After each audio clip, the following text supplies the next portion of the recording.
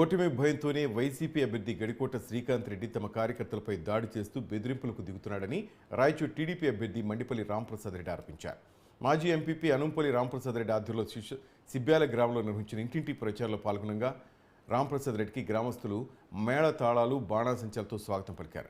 గడిచిన 5 సంవత్సరాల్లో నియోజకవర్గంగా నిజమైన అర్హులకు ఏ ప్రభుత్వ పథకం అందలేదన్నారు. వైసీపీ అరాచక పాలనతో విసిగిపోయిన ప్రజలు మార్పును కోరుకుంటున్నారన్నారు. చుట్టుపక్కల గ్రామాల ప్రజలు నీరు లేక అల్లాడిపోతుంటే ఏ ఒక్క వైసీపీ నాయకుడు కానీ అధికారి కానీ పట్టించుకున్న పాపాన పోలేదన్నారు. వైసీపీ నాయకులు అమాయక ప్రజల ఆస్తులు లాక్కోవడంతో పాటు టీడీపీ కార్యకర్తలపై అక్రమ కేసులు బనాయించి వేధిస్తున్నారంటూ ఆరోపించారు.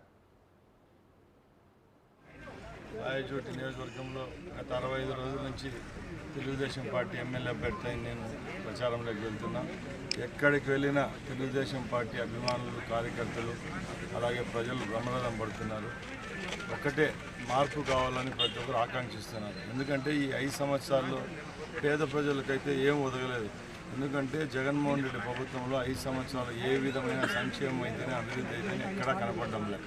దీనికి ఉదాహరణలు చాలా ఉన్నాయి. ఈరోజు పేదవాళ్లకు పెన్షన్లు అంటూ గొప్పలు చెప్పుకుంటున్నారు. ఏ లబ్ధిదారునికి సరైనగా పెన్షన్ రావడం లేదు, ఇల్లు ఇవ్వడం లేదు. అలాగే రాయచూరు మున్సిపాలిటీ పరిధిలో అయితే ఎక్కడ చూసినా కూడా అక్రమాలు జరిగాయి. ఈరోజు వేలాది ఇండ్లు ఇచ్చినామని చెప్తున్నారు, అన్ని బినామీలకు ఇచ్చారు. గ్రామాల్లో అయితే ఈ వేసవిలో నీటి సమస్య ఎక్కువగా ఉంది. ఎక్కడ ఈ గవర్నమెంట్ స్పందించలేదు, నీటి సౌకర్యాన్ని కల్పించడంలో. అలాగే గత 5 సంవత్సరాల నుంచి ఏ